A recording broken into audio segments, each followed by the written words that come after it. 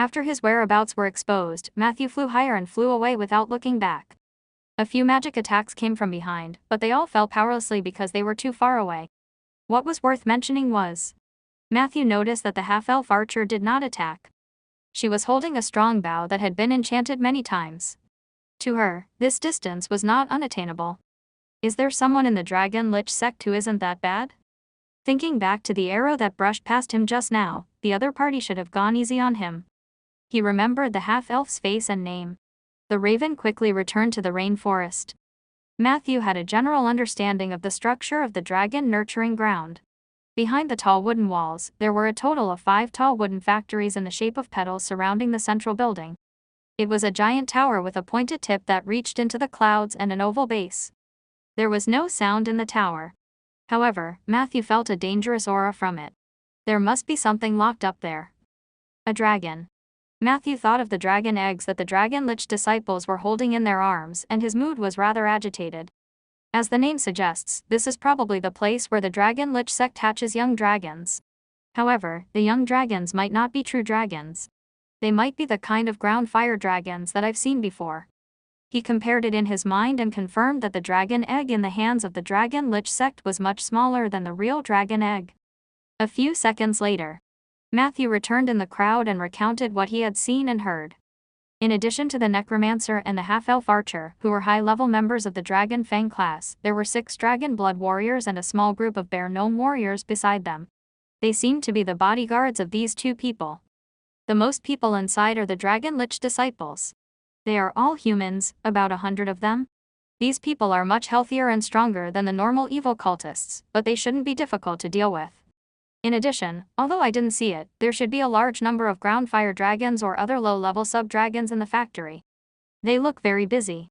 They might be speeding up the hatching of the dragon species. Lee Wiki asked. Didn't you find Blinken? Matthew shook his head. Lee Wiki pondered. It's not impossible to forcefully attack the dragon nurturing ground to lure Blinken out. However, before we see Blinken, it's best for Rieger and me to hide. Otherwise, we'll lose the effect of a surprise attack. But if you do this, you will be short of manpower. I'm afraid it will be very difficult for you to pose a threat to the dragon nurturing ground. Anyway, you should make the decision, Matthew. We're all willing to believe you. The others agreed. Only Rieger subconsciously curled his lips. Manpower is not a problem. This is still the home ground of the rainforest. The soul of the rainforest will give us the greatest help. Matthew made a prompt decision. He closed his eyes and communicated with the Black Banyan Dream Realm, conveying his request to Suya. You will have the help of the entire rainforest. Suya's voice was soft and sacred. Matthew felt an itch in his heart when he heard that. Fortunately, he activated heart like still water in time, and the itch disappeared. The group waited at the edge of the rainforest for a while. Very quickly, rustling sounds came from the forest behind him. One by one, the flying squirrels flew down from the trees, forming a short waterfall of flying squirrels. Don't worry, us little flying squirrel is just the vanguard. There are plenty of brothers who can fight hard behind us. A familiar voice sounded. Hoodlum. Matthew asked into the depths of the rainforest. Boom. The ground trembled slightly. The banana leaf that was as tall as 2 people was forcefully opened, and a burly figure that was even taller than Matthew walked out. Matthew focused his eyes. It was a little flying squirrel that was larger than an ordinary person when it stood up. His entire body was covered in uneven muscles. Those lumps looked as if they had been drugged. Only the scar left by the negative energy between the white hairs on his chest could prove his identity. How did you become so fat? Matthew asked in surprise. Hoodlum shrugged. Oh, Matthew, that's a long story. The will of nature was moved by my belief in risking my life. After reviving me, it asked me if I had any other wishes in this life. I thought about it for a moment. As the next rainforest soul, it would be better if such an embarrassing dark history of being kicked in the butt was exposed. I told the truth, and nature's will did as I wished. In the end, when I woke up, this was what I looked like. I had become a nature soul, but I had also lost my petite and cute appearance. Fortunately, I didn't turn into a girl. Otherwise, I would have gone crazy. Bobo asked curiously, what's wrong with becoming a girl? Hoodlum's face turned cold. My 3,000 brothers are all men. Once I become a girl, the consequences will be unimaginable. Speaking of which, my current status is different from before. They all call me Boss Hoodlum. Hoodlum proudly snapped his fingers with his slender claws. The little flying squirrels immediately swarmed over. Some of them climbed onto Hoodlum's back to beat his chest and back, some tickled him, and some danced back and forth on his arms. Matthew smiled. Looks like things are indeed different now. Hoodlum said proudly. Of course, you can still call me Hoodlum, little Matthew. As the two of them spoke, more and more animals walked out of the rainforest. There were countless birds in the sky, and the beasts on the ground were even more ferocious. Apes, pythons, crocodiles, hippopotamuses, and a group of rhinoceroses that came out of nowhere were also eyeing the factory wall. The rainforest creatures gathered outside the dragon nurturing ground. Hoodlum wasn't bragging. The rainforest creatures were all under his command. Some of the beasts seemed to be unable to hold back their desire to kill, but they didn't dare to move without Hoodlum's order. What do you want to do, Matthew? Hoodlum asked. Let the rainforest creatures attack the dragon nurturing ground head on. Leave the troublesome characters to us. Matthew said decisively. This is too simple. Brothers, your boss will lead the charge. Hoodlum waved his hand and swaggered toward the wall. The archers on the tower had clearly noticed this conspicuous target. As soon as Hoodlum approached, he was greeted by a barrage of arrows. Whoosh! Whoosh! Whoosh! A volley of arrows rained down. Hoodlum was instantly stabbed like a huge porcupine. Bang! His body suddenly exploded. With a flash of white light, those arrows fell to the ground. A little flying squirrel quickly ran out. I've successfully tricked them into using their arrows. Brothers, charge. In the next second, tens of thousands of rainforest creatures charged at the wall. Within the wall, the people of the Dragon Lich sect had obviously heard the commotion. I knew that being soft-hearted wouldn't end well. Lady Erasma, if you hadn't deliberately missed that arrow, perhaps they would have been more afraid. Necromancer Jennings snorted heavily. The half-elf archer ignored him. She climbed up the tower again, pushed away the human archers, and took a good position. She started to shoot at the rainforest creatures that rushed over. When the Dragon Lich disciples inside the wall received the signal to retreat, they also put down the dragon eggs in their hands and retreated towards the 5 factories. They dealt with the crisis in an orderly manner. Jennings controlled the position of the door where the bone dragon was. The latter rushed into the group of beasts and stomped back and forth, killing many of the rainforest beasts. However, the battle had just begun. Hint, your companion Hoodlum, newly promoted Nature Soul, has been pierced by an arrow. Mighty illusion dispelled, currently fleeing like a rat. Matthew glanced at the data panel and chuckled. He quickly assigned tasks to his teammates. After doing all this, he prepared to go around to the side of the dragon nurturing ground alone. Instigation was a divine skill, but it could not be used indiscriminately. Jennings was 1 level higher than Matthew, and Matthew's chances of winning were slim in a head-on battle. He had to employ some tactics. Matthew had only taken a dozen steps when Bobo's voice came from behind him. Matthew, aren't you coming with us? Matthew explained. I have to sneak attack from the side. Although you guys stay in the front, don't enter the dragon nurturing ground rashly. Just like what I've just arranged, wait for my signal. Bobo asked doubtfully. Why do you have to be so wretched even though you're a mage? Matthew said righteously. Have you seen a mage who can transform into a winged dragon wind god? Bobo thought for a moment and felt that it made sense. She then protested. Then why did you put me in the same group as the logistics group? Are you looking down on me? Matthew was stunned for a moment before he reacted.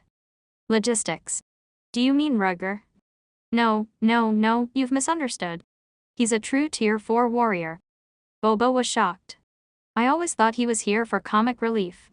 I was going to ask you where you found the logistics staff to liven up the atmosphere. Hey, little girl. It's not a good habit to sneak ill of others behind their backs. Rieger followed her unhappily. Matthew just entrusted you to me, and I was looking for you everywhere? Bobo looked at him suspiciously. However, under Matthew's encouraging gaze, she finally compromised. All right then, Uncle. We're temporary partners now. Matthew said that he was going to launch a sneak attack alone. What do you think? Rieger said calmly. Let him do it. A necromancer should do something sneaky. Bobo asked in boredom. Then what are we going to do? Are we just going to sit here and wait? This is too boring. Why don't we go and ambush a group of monsters? I see a group of fire dragons over there. They look stupid and easy to bully. Rieger thought for a moment. It's not impossible, but what is the attribute of the ground fire dragon? Bobo said straightforwardly. Fire. Earth. It should be those. Rieger waved his hand. Then let's go kill them. Bobo's mood instantly lifted. I'm sorry, uncle. I always thought you were from the logistics team. Rieger smiled magnanimously and took out a bottle of medicine that emitted an icy aura. It's all right, wait for me. I'll apply some sword oil, and we'll set off. Bobo's eyebrow suddenly turned into a V shape, and the antenna on her helmet stood up again. The red light was jumping, and she looked extremely dangerous. The surrounding environment also became very chaotic. The sounds of fighting between the Dragon Lich disciples and the ferocious beasts could be heard from both inside and outside the wall. However, this did not affect Rieger's movements in applying the sword oil to become more elegant, decent, and slowly. East of the dragon nurturing field, near the desert, Matthew squeezed through a gap in the wall. He was wearing the invisibility ring on his hand, and his body was standing close to the wall. He would enter the invisible state at the slightest movement. However, the journey was very smooth. The Dragon Lich disciples were all attracted by the wild beast's attack from the west, and there was no one around him. Matthew was able to sneak in. 10 minutes later, he successfully arrived at the back of a factory. This place was not far from the western wall. The Dragon Lich sect had built a mixed structure of a wooden bunker and a tower here. In the dragon nurturing field, the senior members of the Dragon Lich sect were gathered here. The half-elf archer occupied the top of the tower. Her archery skills were outstanding, and she could always accurately find elite characters among the dense rainforest creatures and kill them in one shot. If it wasn't for the fact that there were too many creatures in the rainforest and that Suya had given them a death order, she might have been able to defend this checkpoint by herself. However, the core factor that hindered the rainforest's battle was the necromancer. Jennings was standing on the third floor of the bunker. He was surrounded by guards. Right in front of him was the most intense battlefield. At this moment, there were already countless corpses. Under Jennings' command and chanting, the bone dragon charged forward, greatly slowing down the assault of the rainforest army. The corpses were also resurrected by Jennings. The ferocious beasts that had just charged into battle became the necromancer's puppets in an instant. This phenomenon was extremely terrifying for any intelligent creature. After the initial wave of attacks, even the fiercest and smartest beasts, insects, and snakes hesitated. They wantonly destroyed the wall, but they did not dare to go any further. In the factory of the dragon nurturing ground, Dragon Lich disciples kept coming in and out. Groups of fire dragons were released and were heading to the battlefield in an orderly manner. Seeing this scene, Matthew knew that if he didn't make a move, he would be defeated on the battlefield sooner or later. So, he found a corner that was not easy to be discovered. He began his little trick. 2 minutes later, Jennings, who was on the third floor of the wooden bunker, suddenly felt that something was wrong. At that moment, a deep chill flashed through his heart. It was as if a powerful hand had wantonly inserted itself into the inseparable contract between him and the bone dragon. No, that was not a hand. It was the spiritual power of a third party. What spell is this? Jennings looked in the direction of the bone dragon in horror. As expected, under the intervention of the third party's mental power, the skeletal dragon's movements were obviously slowed down. It stretched out its claws, wanting to kill more rainforest animals but unwilling to, which made Jennings extremely angry. Someone wants to snatch control of the bone dragon from me. Not only are there high-level druids among the enemies, but are there also high-level necromancers? What made Jennings heave a sigh of relief was the third party's spiritual power did not seem to be strong. Although he had successfully intervened in the contract between him and the skeletal dragon, it seemed that he still had the initiative in his hands. He was confident that he could take back his bone dragon. In the next second, he closed his eyes and tried his best to focus. But at this moment, an extremely terrifying screech sounded in his ears. Jennings' eardrum seemed to be pierced in an instant. He opened his eyes in a panic, only to find that not far away in the sky, a ghost with an ugly face was smiling at him. Ability: Cries of Death. Fortunately, high-level necromancers had high resistance to mental attacks. He bit the tip of his tongue and immediately woke up. What are you doing? Quickly chase away that specter. Jennings roared angrily. The mental resistance of the Dragon Blood Warriors was also very high. They reacted and tried to slash at the specter in a flurry, but the specter made a turn in the air and flew in the opposite direction of Matthew's hiding place at an extremely fast speed. After being frightened by the specter, Jennings' concentration dropped significantly. In his panic, he felt that the bone dragon was leaving his control. At the critical moment, he did not have the extra energy to locate the enemy's position. He only tried his best to focus his mental power, trying to pull the bone dragon back to him. He had spent his entire life building this bone dragon. He absolutely could not lose it. I can't let anyone snatch it away. With the support of this strong belief, Jennings' mental strength was unprecedentedly condensed, and he actually pulled the bone dragon back from the other party's hands. However, before he could smile, a strange itch erupted from his lungs, windpipe, and throat. Cough, cough, cough. He started coughing violently. During this process, his focus collapsed like a waterfall. He could no longer hold on to his bone dragon. No, no, no. Jennings coughed in pain. He felt a hand choking his lungs, making it impossible for him to breathe. His eyeballs were bloodshot, and the blood vessels were almost dripping out. There was a moment. It was as if he could see the innocent people he had tortured and killed. They had also knelt on the ground like this and looked at him helplessly.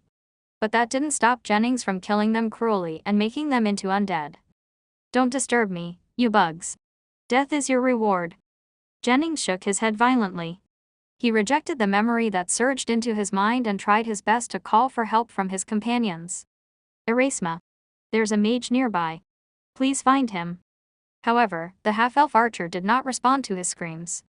As soon as Spectral Soul made her move, a skeleton assassin jumped out of the Shadow Realm and started fighting with her.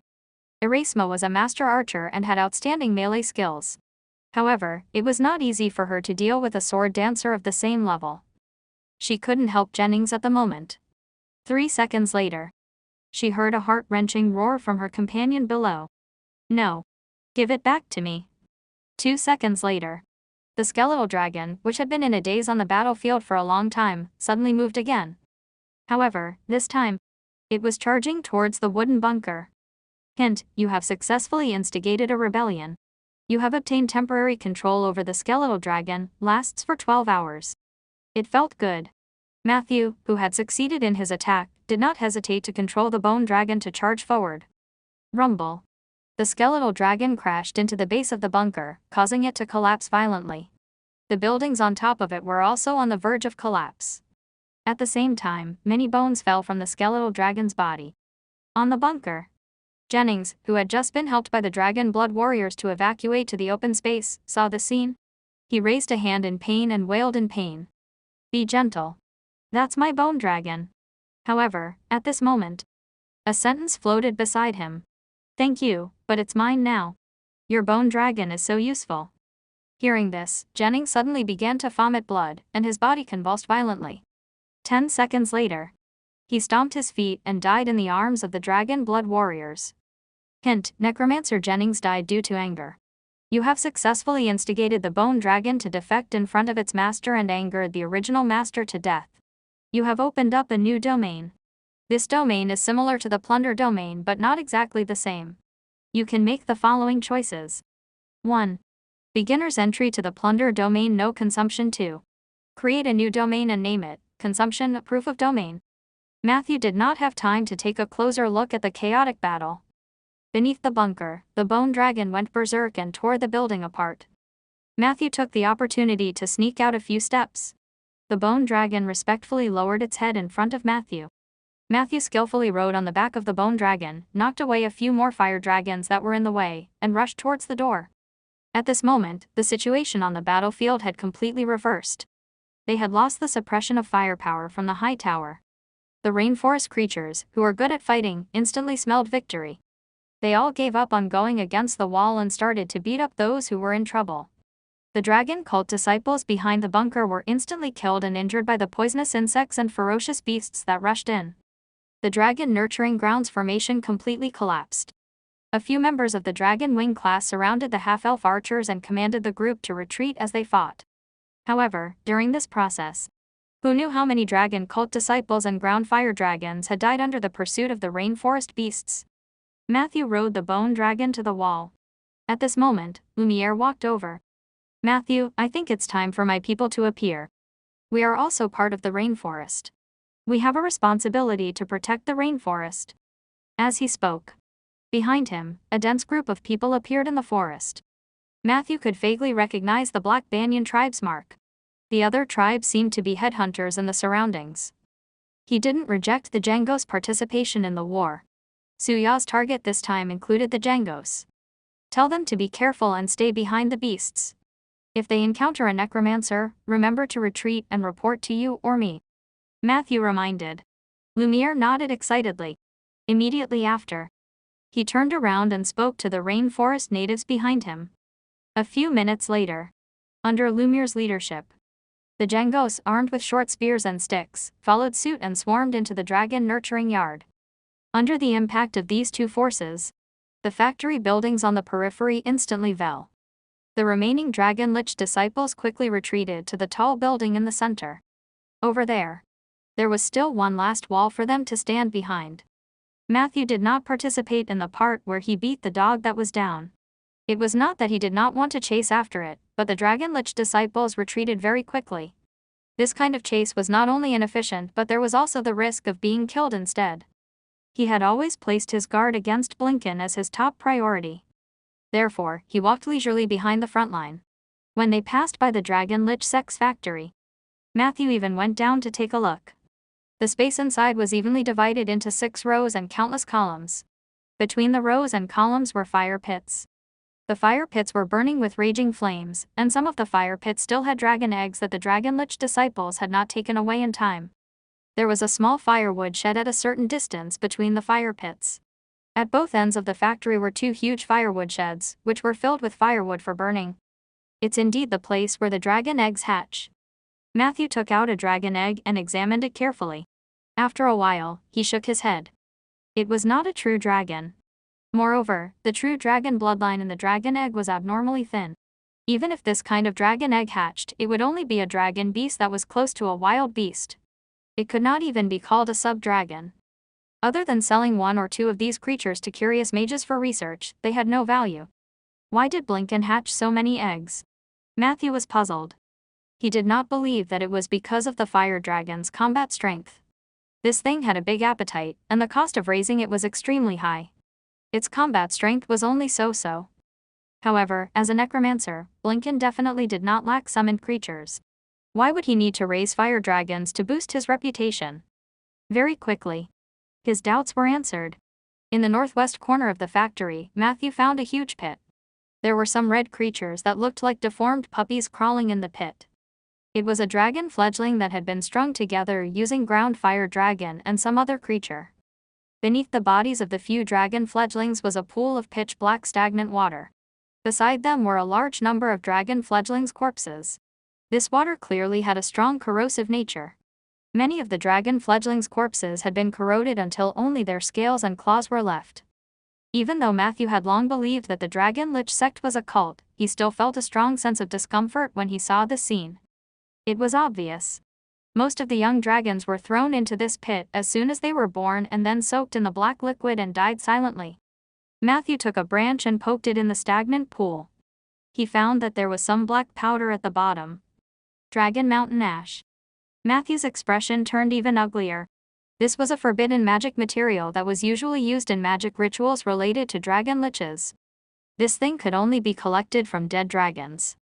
But Blinken obviously had a more convenient way. That's not right. The Dragon Mountain Ash extracted from the corpses of a large number of young dragons contains a huge amount of resentment. This resentment is almost about to form a curse. Even a Dracon Lich can't withstand it. A newborn dragon lich is still very fragile, or perhaps Blinken had no intention of helping any dragon become a true dragon lich. Is the curse his intention? Emma's face appeared in Matthew's mind. All sorts of conspiracy theories flashed through his mind. He could not help but feel a chill down his spine. When he left the factory, he felt as if there was a pair of eyes staring at his back. Matthew rode the bone dragon back to the main group.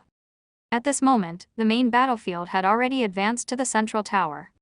Under the attack of the Rainforest Coalition army, the Dragon Lich disciples, who had retreated in a panic, finally organized a decent defense. A Dragon Fang member who looked like a dragon trainer led more than 100 ground fire dragons to the battlefield. These ground fire dragons had thick skin and flesh. They were like a wall of flesh. Although they could not counterattack too strongly, they at least stalled the Rainforest Coalition Army's attack.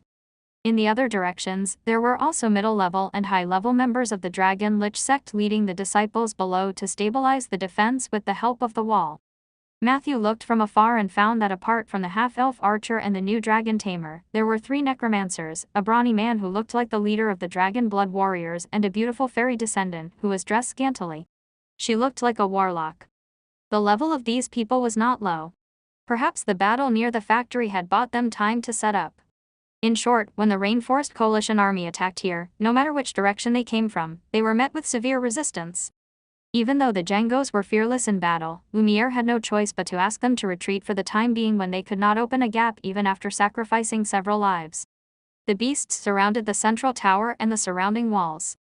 They started to hesitate again, only knowing to attack the wall, as if they could not see where the real enemy was. Matthew had expected this. He was not in a hurry. After all, apart from destroying the dragon nurturing ground, the bigger goal was Blinken. If the latter really cared about his subordinates, Matthew believed that Blinken would appear very soon. Thus, both sides fell into a stalemate.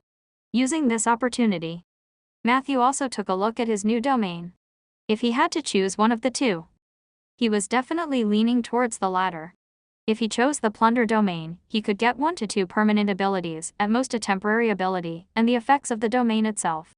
It was very nice, but in front of a self-created domain, it was worthless. Matthew's path of legend was destined to be different. He was destined to start from life and death and transcend it. Thus, he didn't want to miss any opportunity to create his own domain or concept. Every opportunity was to pave the way for a greater path in the future. It was about the new domain. There were still many things that Matthew had not thought through clearly. For example, how to name it. The domain that I've opened up is similar to plundering, but it's not just plundering. It contains elements such as corruption, emissary, betrayal, conversion, and temptation. In essence, it comes from the rare ability instigation, so it's also related to the undead. The former is a bit like the Tauren in the indecent literature of my previous life, and the latter is immortal. The Tauren is immortal. Isn't that Peggy? Matthew's imagination ran wild, and he almost laughed out loud at his strange association. Of course, it wasn't impossible to call the new domain Tauren. In Anger, concepts were forced into this world by those who had power. If you were strong enough, you could name your domain whatever you wanted. Considering that Peggy's race was almost extinct on the continent of Anger, it was entirely possible for Matthew to take over the domain name. At most, he would give Peggy the position of a domain supervisor, and then it would be official. Thinking about it this way, Matthew, who had always been indecisive, also finalized this plan in his heart.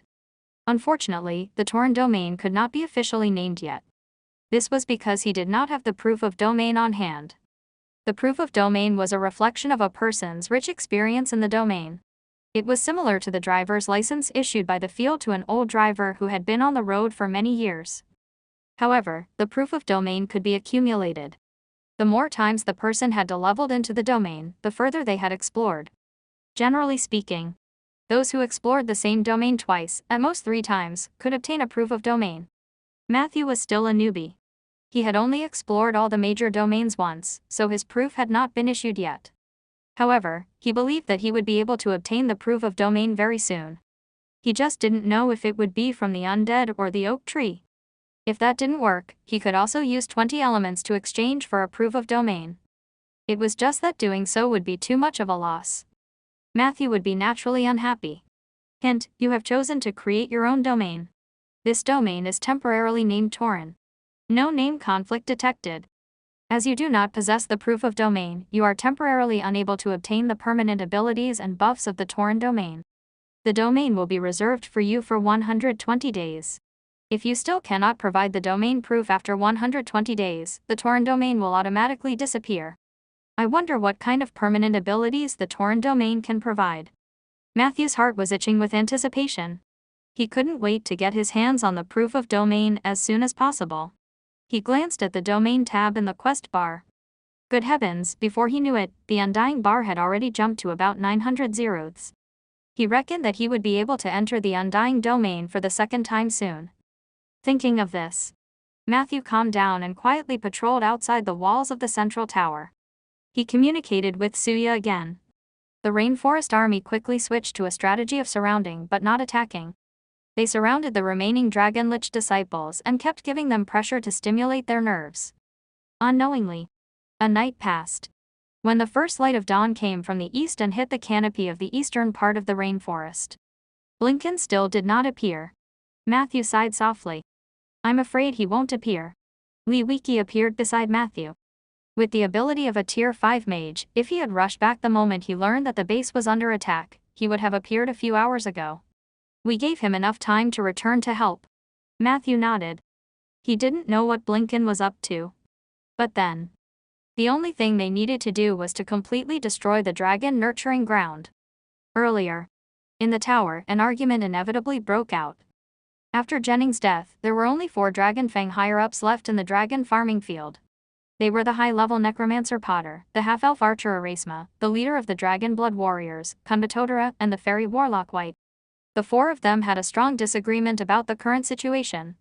Where is Lord Blinken? The half-elf archer questioned. The enemy is unbelievably strong. In terms of numbers, we are also fighting against the creatures of the entire rainforest. Without the help of a high-level necromancer, we can't possibly defend this place. Potter said unhappily, watch your words, little girl. I am also a high-level necromancer. Don't forget, the western wall is still guarded by my death curtain.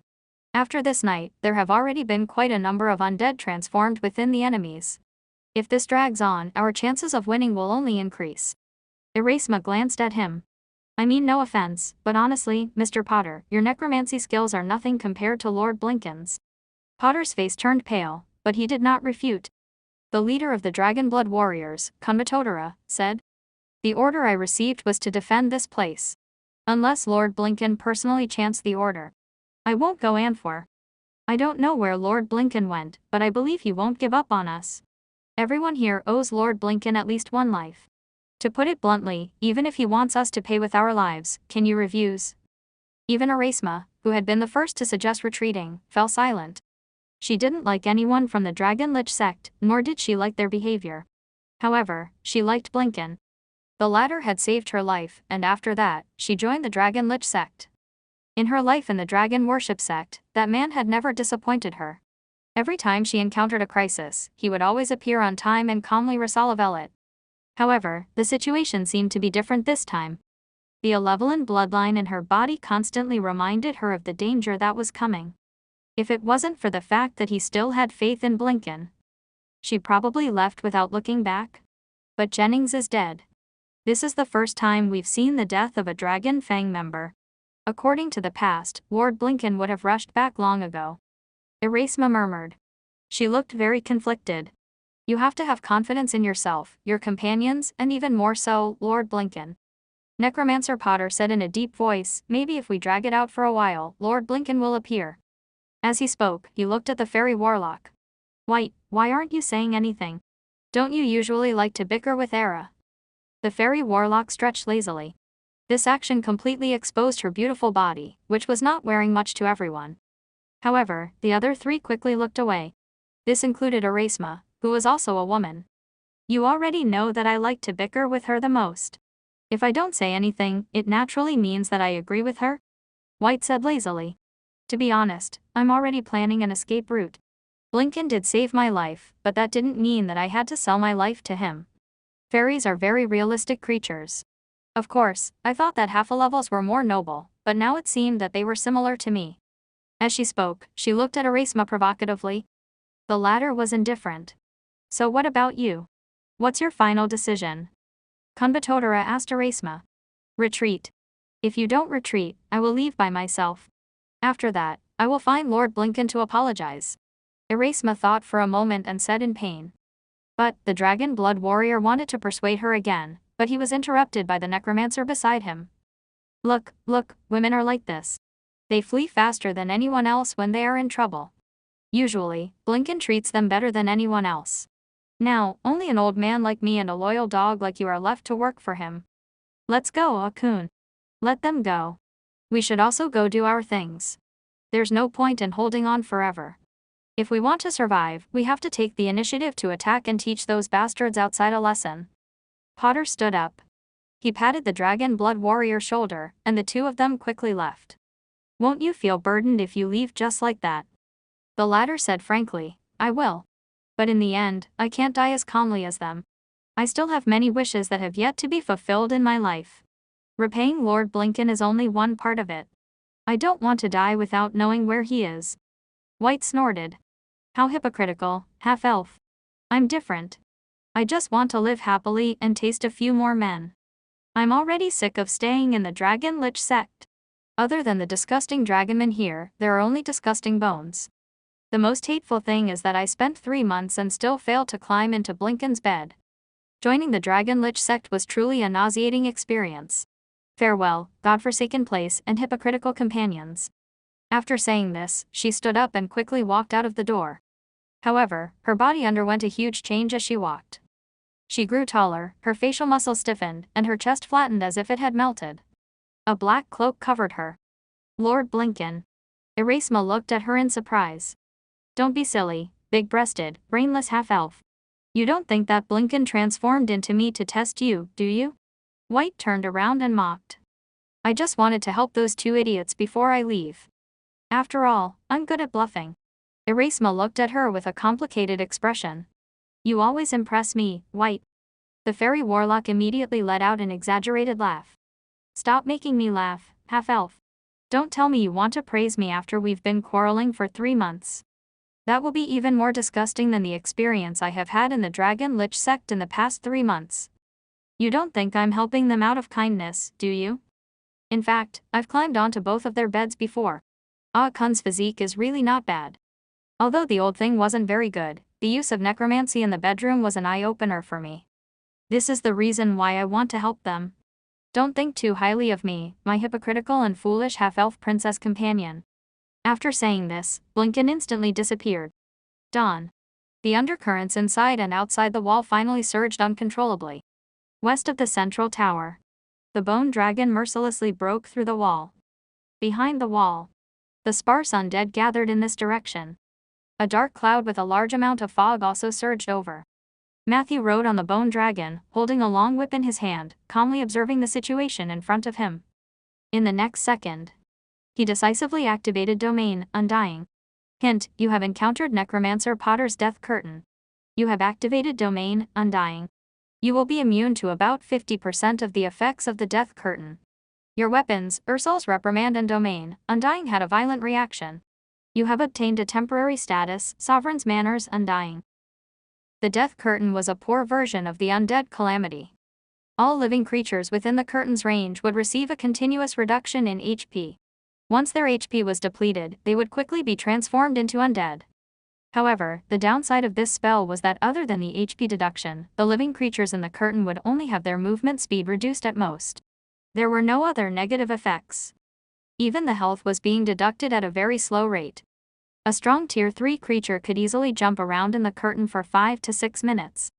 Matthew was only in the early stages of the Field of Undying.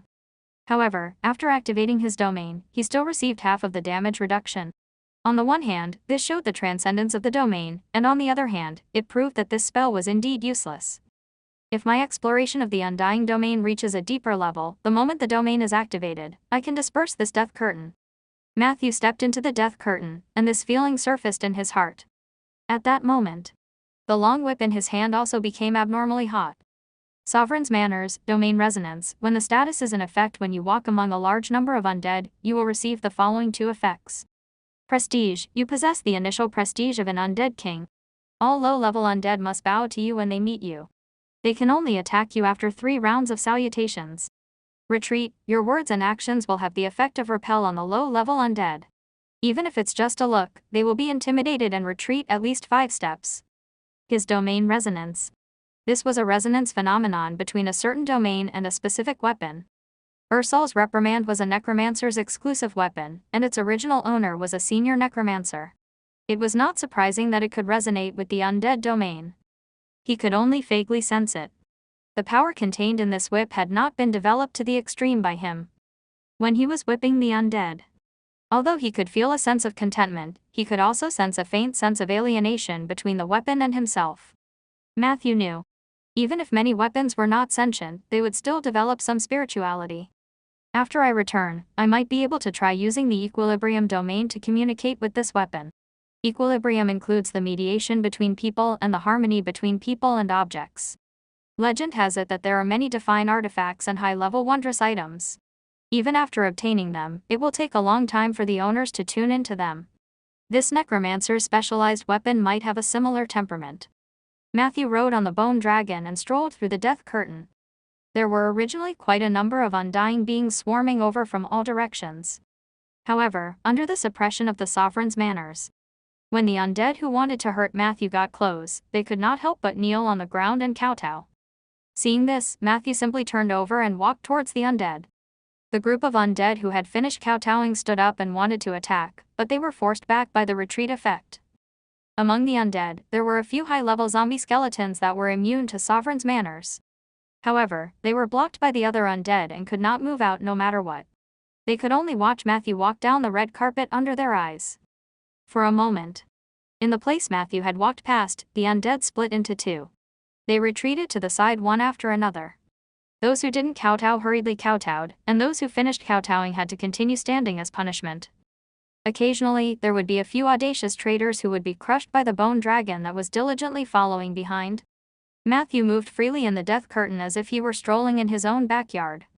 10 seconds later, he found the high-level necromancer hiding among the undead.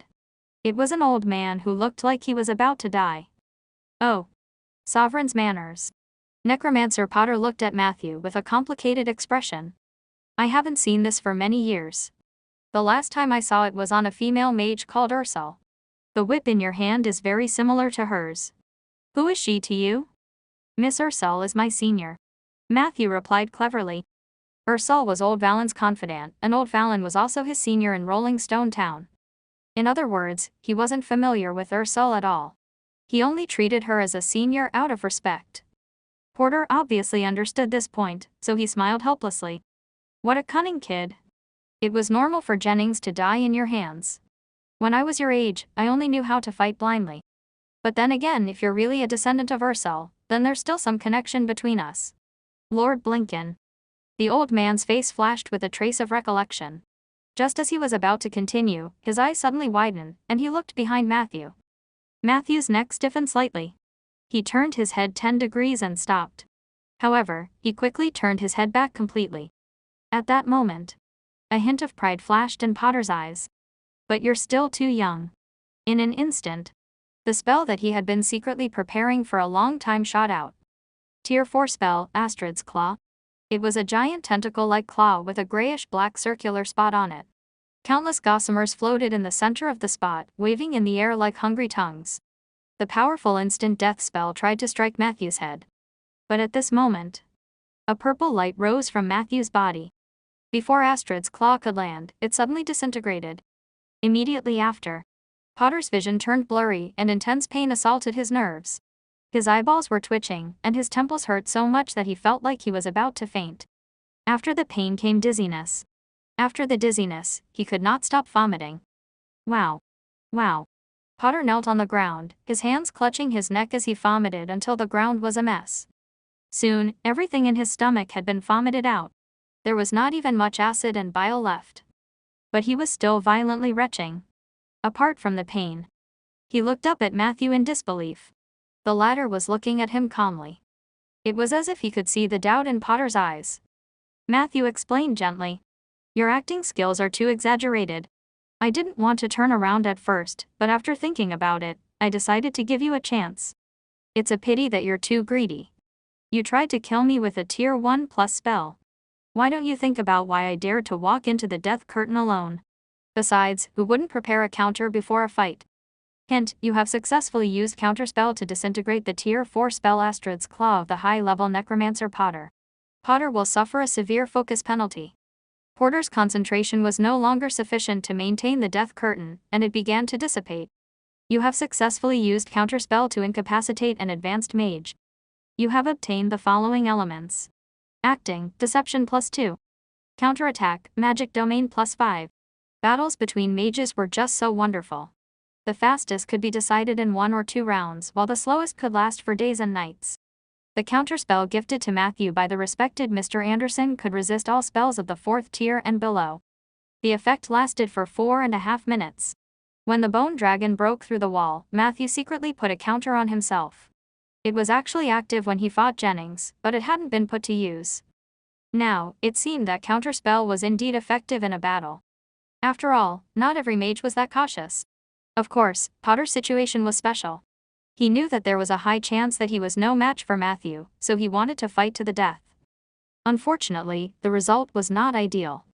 After the death curtain was removed, the west side of the central tower was completely exposed. Without the cover of the curtain, the undead were particularly vulnerable to the attack of the rainforest beasts. Soon, this became a breakthrough point. 2 members of the headhunter tribe also charged through this breach. The stalemate was broken. The area around the tower was once again in a state of intense killing. Matthew did not charge with them. Instead, he brought Potter to the wall, wanting to continue interrogating the necromancer. Then, at this moment, Potter suddenly looked behind Matthew. Lord Blinken. Matthew frowned instinctively. But he soon realized that this time, Potter was not acting. Behind him was the rainforest, and the eye of the jungle was still in effect. At that moment, Matthew clearly saw a black-robed man holding a book as he hurriedly ran past the wall. Even though that person only revealed half of his side profile.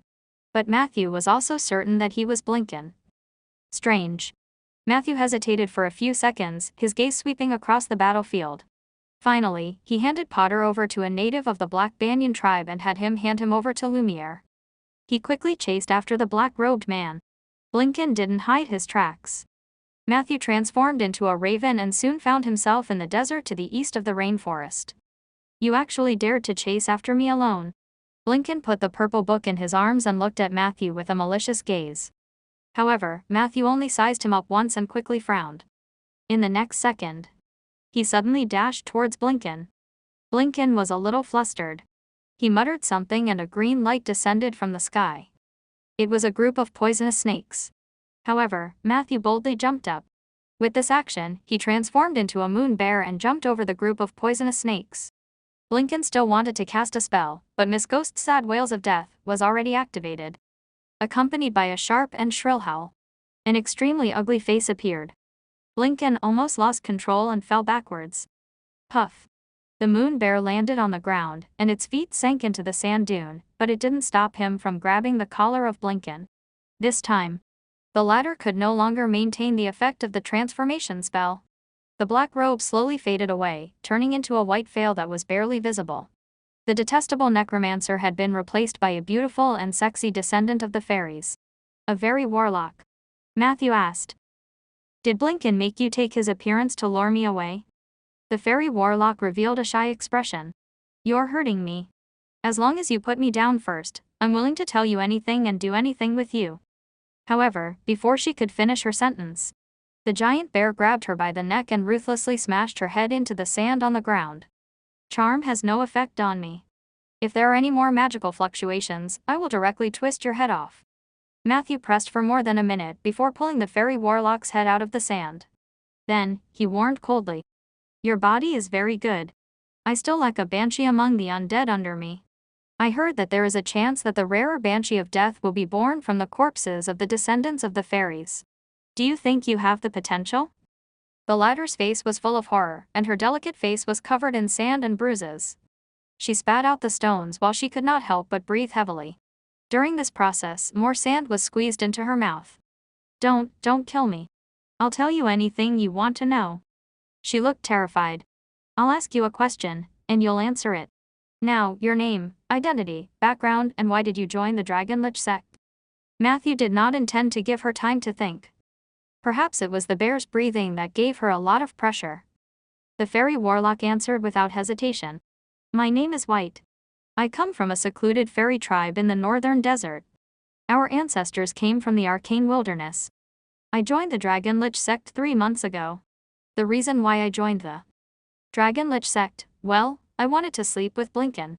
Matthew nodded thoughtfully. Looks like it didn't work. White looked at him in fear, but then her eyes were filled with curiosity. How did you know? Matthew said calmly. If you were that close to Blinken, you would have buttoned up the 2 rows of buttons inside your jacket when you pretended to be him.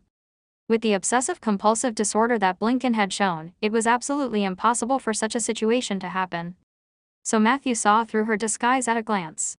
This was also the awkward part of the transformation spell. Personal habits were hard to change. This fairy named White obviously liked to keep her collar open all day long. Even if she had turned into Blinken, she only made adjustments to the outer coat, but the inner lining was habitually handled according to her own style. This was a fatal mistake. From this mistake, it wasn't hard to see that this fairy didn't have much experience in adventuring and fighting. Matthew continued to interrogate. Why did you turn into Blinken? Where is Blinken now? I pretended to be Blinken to attract your attention. It would be best if I could scare you away. Who knew that I would be seen through as soon as I came up? White said in frustration. As for Blinken himself, no one knows where he went. That day, he went out with more than 100 people. Later, those people all came back, but he was nowhere to be found. Those who returned reported that Blinken had gone to make a deal with the Order of Calamity and would not be returning to the Dragon Nurturing Ground anytime soon. Blinken also left us a message saying that if the Dragon Nurturing Ground was attacked and it was too difficult to resist, we should retreat as soon as possible. Matthew asked, then why didn't you retreat? White couldn't help but curse. Isn't it because of those two silly men who are full of loyalty? Annoying. We had different understandings of the message Blinken left behind. His original words were, if a strong enemy attacks, you must try your best to hold on. If you really can't hold on, your life is more important. Retreat as soon as possible.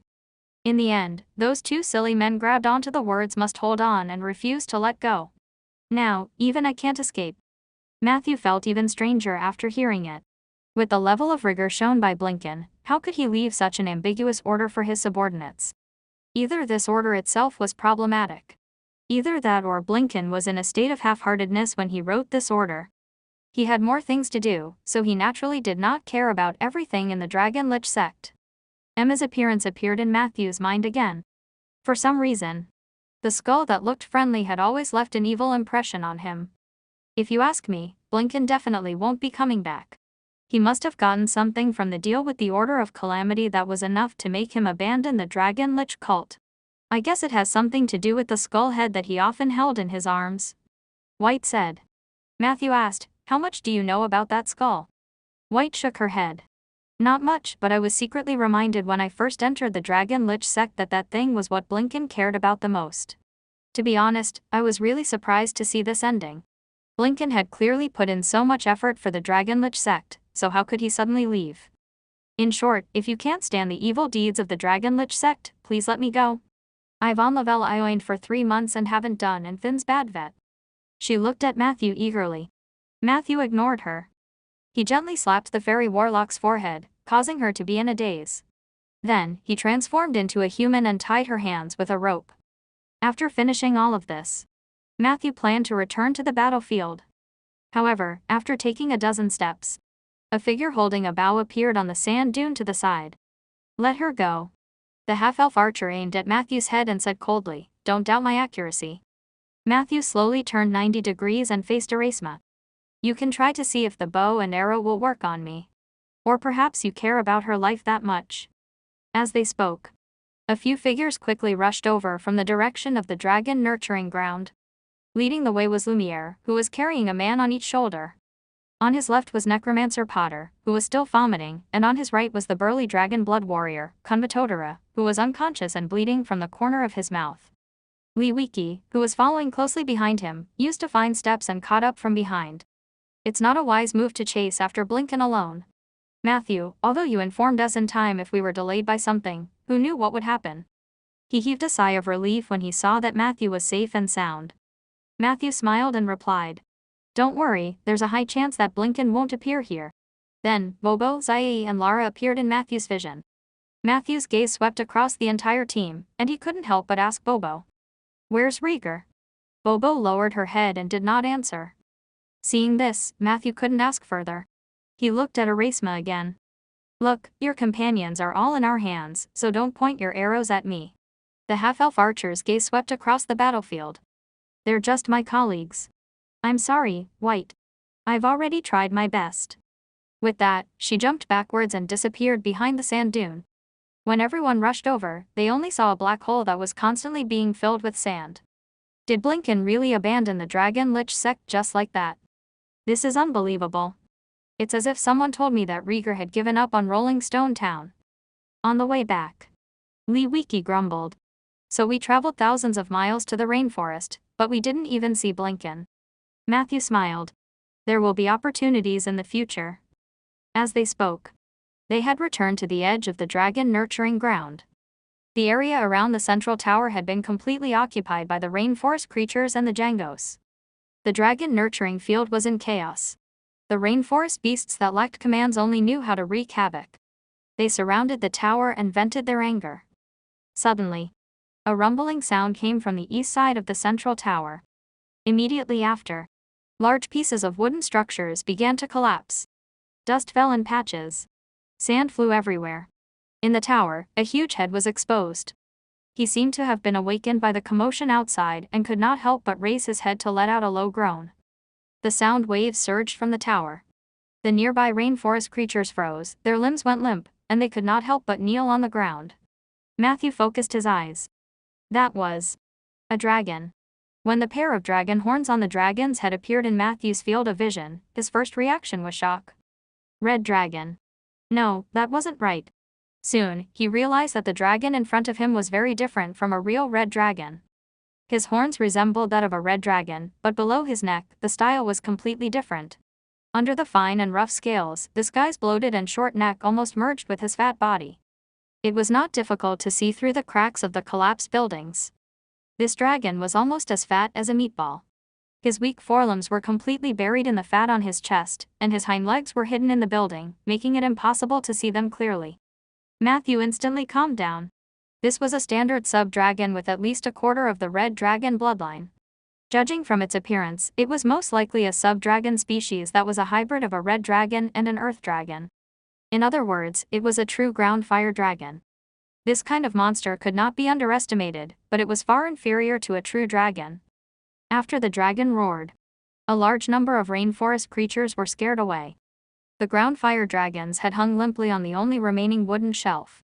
His golden vertical pupil stared at Matthew and the others. Immediately after, an extremely dignified voice sounded in everyone's ears. Save me. Please save me. Matthew turned to look at White. The fairy warlock shrugged. They didn't let me in there before. They only said it was a secret place, but I heard from Blinken that he caught a fire dragon and put it in there for breeding. Breeding. Matthew looked at the fat ground fire dragon again. The latter sobbed with snot and tears. That's right. That damned necromancer, Blinken, locked me up in the desert for 5 years. 5 years. Do you know how I survived? Every day, when I open my eyes, I eat mate. I'm almost driven crazy by him. Don't think that I'm fat. In fact, I wasn't fat at all before. I was very flexible. It was really because of Blinken's conspiracy and the pressure of breeding in the past few years that I became like this. It's all that bastard's fault. Well, since you heroes are here, that bastard Blinken must have been destroyed by you, right? Matthew looked at him curiously. You speak the common language fluently. Thank you. The ground fire dragon replied politely. My name is Erutelen. My grandfather was a powerful red dragon, but my father was not. He was just a fire dragon that only knew how to fight and go into heat.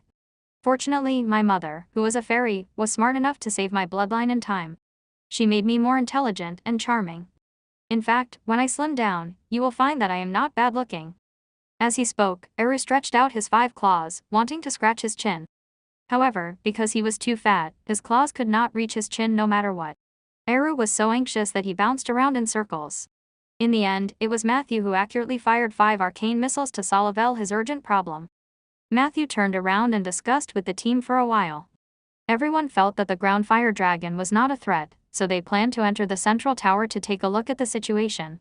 They would decide whether to release this hybrid and intelligent sub-dragon. Although a part of the tower had collapsed, the remaining parts were still relatively strong.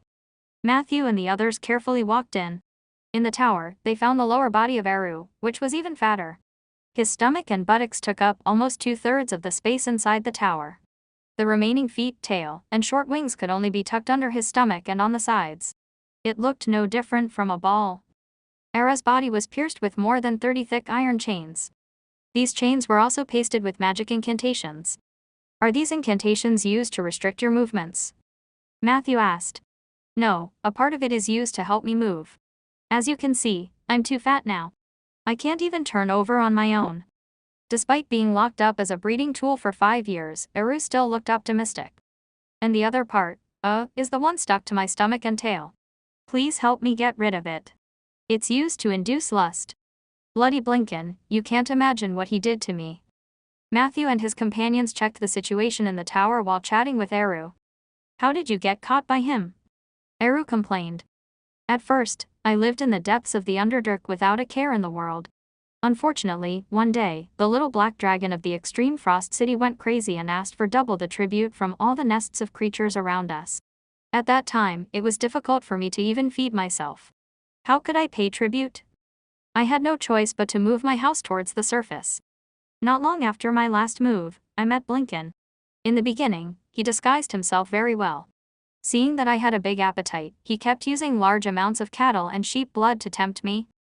I couldn't resist his temptation. The more I ate, the fatter I became. We became good friends. In about half a year, I went from a healthy and handsome young man to a round meatball. At this time, Blinken finally showed his ugly face. He forced me to breed for him. Of course, I was unwilling, but at that time, I was too fat and completely lost my fighting strength. I was captured by him in a few rounds. After that, I was locked up in the territory of the Dragon Lich sect and tortured by them day and night. I've really regretted it all these years. If I had eaten less at that time, would I have been able to run faster and finally escape from the clutches of that damned necromancer? Sigh. His tone was filled with regret. Matthew smiled and asked curiously. What kind of animal did Blinken let you mate with? Oh, there are many of them. In the beginning, mammoths, rhinos, crocodiles, giant camels, I've tried all of these. At that time, I was quite happy. I felt that although I was fooled, my days weren't that bad. But very quickly, my nightmare came. One day, he brought back 2 abnormally terrifying creatures. A few days later, he told me that I could only continue to mate with those creatures. At that time, I was really furious. What's even more hateful is that they always ask for more. They are never satisfied. Sometimes, I feel that they're squeezing out the fat from my body, but I don't lose weight at all. Eru complained. Anyway, I don't want to mention the name of those disgusting creatures at all. You'll see them soon anyway. What Eru said was true. Not long after, the group of people saw ugly creatures with 8 legs, short fur, and dense compound eyes in a large number of giant cages at the bottom of the tower. Breeding spider, LV11/giant creature, ancient creature, they were good at participating in the reproduction of any species, and most of the children they gave birth to inherited their father's abilities and forms. The method of giving birth to the children is also inherited according to the paternal line. With just one glance, Matthew understood why the ground fire dragon, controlled by the Dragon Lich sect, looked more like a spider. It really is the product of a large-scale crossbreed between a fire dragon and a spider. Matthew was basically certain. Blinken used the technology he had mastered to continuously extract the reproductive potential of Eru and the breeding spider, thus obtaining a large number of cheap and inferior dragon eggs. After these dragon eggs were quickly matured and hatched, most of the young dragons became the ashes of the dragon mountain in the Black Pit. Blinken collected a large amount of this material. With this, he could mass-produce hundreds of dragon liches. However, this thing must have other uses. Those dragon fledglings that survived the deep pit were qualified to become members of the Dragon Lich sect. They would be raised and tamed by specialized dragon trainers so that the Dragon Lich sect disciples could use them when they burned, killed, and plundered. Although the ground fire dragons were weak compared to Matthew and Bobo, they were still very difficult to deal with for ordinary adventurer teams. Moreover, the Dragon Lich sect usually plundered ordinary people. Judging from the number of dragon eggs in the dragon nurturing field, although it has just been built, it is indeed prepared for a protracted war. However, something happened later that made Blinken completely dismiss this idea. He directly abandoned the dragon nurturing ground and disappeared. Matthew was walking outside the cage of the breeding spider. These spiders look dull and slow as if they were reproductive machines. They don't seem to be very smart. They even lack biological instincts. Matthew asked, puzzled. Yes, that's why it's so boring to breed with them minus. I mean, the breeding spider is indeed not a normal creature. When Blinken introduced them to me, he once proudly said that he got this creature from a big shot in the Alliance of the Seven Saints. If you ask me, this must be something that some mage made in the laboratory. It was impossible for nature to give birth to such a pure machine. Eru said. At this moment, Wiki, who had also been checking the cage for a long time, said to Matthew seriously. He's right. The breeding spider isn't a natural creature, at least not a creature that should exist in the current natural world. I sensed an uncoordinated chi in its body, which means that it has traces of artificial synthesis. Not a creature of the current day. What do you mean? Matthew didn't understand. It's an ancient creature. It's a product of using magic to revive it. However, magic can often only revive a weakened version of the ancient creatures with many fatal flaws. Li Wiki looked at the weak Zai. I heard that the Alliance of Seven Saints has conducted several rounds of experiments on the revival of ancient mythical creatures. Is there such a spider among them? Zai spread his hands when he heard that. I'm just a supernumerary staff in charge of running errands. I'll do whatever the masters ask me to do. Even if such a project exists, it's not my place to know. Matthew's heart skipped a beat. He had heard about this project from Tower Genie 177. Next. Everyone quickly checked and counted the resources in the tower. Matthew found a jar in the storage room that seemed to have contained a large amount of Dragon Mountain ash. The rest of the things were basically in line with everyone's understanding of the Dragon Lich sect. These 30 or so spiders had high magical research value. Matthew had planned to transport them all back to Rolling Stone Town, but Eru told him that these spiders had to be fed with Blinken's mana and blood regularly to survive. Blinken had not returned for a few days, and many spiders showed signs of decline. It would not be long before they all died. This made Matthew feel extremely regretful. At the moment, he could only keep these spiders in the iron cage and take their corpses away after they died.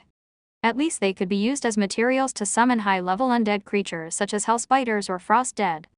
Spiders. The task of rescuing Eru was long and laborious. Fortunately, Lumiere had summoned a large number of Jangos. Even so, it would take a few hours to remove the chain that ran through the ground fire dragon's body with the combined strength of many people. Fortunately, Eru was very patient. While the Jangos were still untying the chains, snoring could be heard near the dragon's head. It seemed that what he said was true. After leaving the tower, Matthew then checked the other buildings in the dragon nurturing ground. After collecting everything that should be collected. Next. Destroying the dragon nurturing ground was like setting a fire. In the afternoon, all the buildings in the dragon nurturing ground had been demolished except for the central tower. After Eru successfully escaped, this place would also be burned down. From then on, the threat of the Dragon Lich sect to the rainforest would be temporarily removed. Matthew, Rieger, and Li Wiki discussed for a while and jointly decided on a plan to deal with the cultist captives. After breaking through the dragon nurturing ground, there were about 20 Dragon Lich disciples in their hands, including 3 high-ranking members. Necromancer Potter, Dragon Blood Warrior Kunmatodora, and Fairy Warlock White. Combined with Zai's recommendation, Matthew planned to send all of them to the Black Suo Mountain Fortress. It was the place where the Seven Saint Alliance judged and imprisoned criminals. The reason he made this choice was partly because Zai had said that although he couldn't contact the Alliance headquarters, he could contact the Black Suo Mountain Fortress in the west of the desert. According to the Alliance headquarters tradition, if these cultists were caught, they would be sent directly to Mount Black Suo or similar institutions. This was in line with the official procedures. On the other hand, the Seven Saint Alliance offered a high reward for the members of the Dragon Lich sect. The reward for capturing a Dragon Fang member alive was usually between 2,000 to 2,500 gold coins. And killing a Dragon Fang would only give him about 500. Ordinary Dragon Lich worshippers would be rewarded with about 50 gold coins each. Even if it was for the sake of profit, they did not intend to kill these people directly. Matthew estimated that these captives could provide them with a bounty of about 7,500 to 9,000. This bounty was not inferior to the magic crystals they obtained in the buried city. The only interlude was, while checking the list of captives, Zai expressed that White's existence was very awkward because she had only recently joined. The Alliance didn't offer a bounty on her, so if they wanted to transfer her to prison, she would only be counted as a normal disciple cultist. At this moment, White expressed that she was willing to pay the ransom herself. Matthew was tempted, but after thinking about it, he decided to hand the Fairy Warlock over to the Seven Saint Alliance. However, he suggested a different method. In the next few days, the group stayed in the central tower. The few empty iron cages had also become the temporary prison cells for the dragon worship disciples. While they were rescuing Eru, they were waiting for the field personnel of the Black Suo Mountain prison. At the same time, they were also secretly guarding against Blinken, who might still appear. Soon, 2 days passed. As the period of instigation was about to end, Matthew transformed Miss Zombie and the Bone Dragon into his summoned creatures. The difference was that the former was just an ordinary summoned creature. Even after the conversion ritual, she still did not receive the bonus of the Sci-Leveler Moon Zombie, which made Matthew feel a little pity. The latter occupied a contract slot and became Matthew's fifth contracted undead.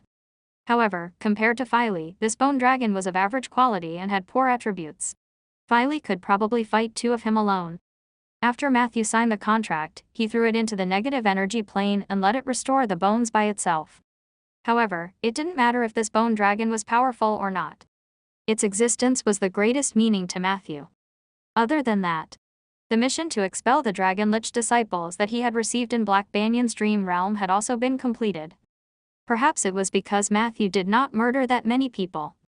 In the end, he only managed to obtain 3 more druid spells. Beast Perception. When the spell is in effect, you can touch a willing beast and directly sense the senses of the target beast, including its special senses. However, at this time, your main body is considered to be blind and deaf.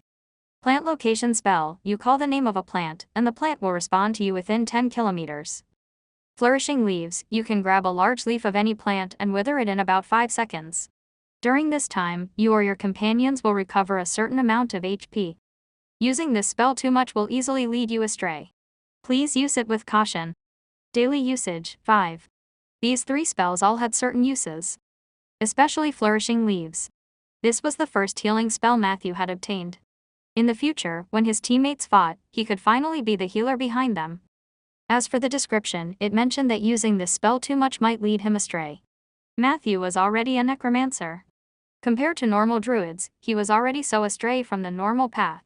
On the evening of the 3rd day, the floating ship used to transport prisoners in the Black Suo Mountain Fortress finally arrived near the ruins of the Dragon Nurturing Ground. Like and subscribe.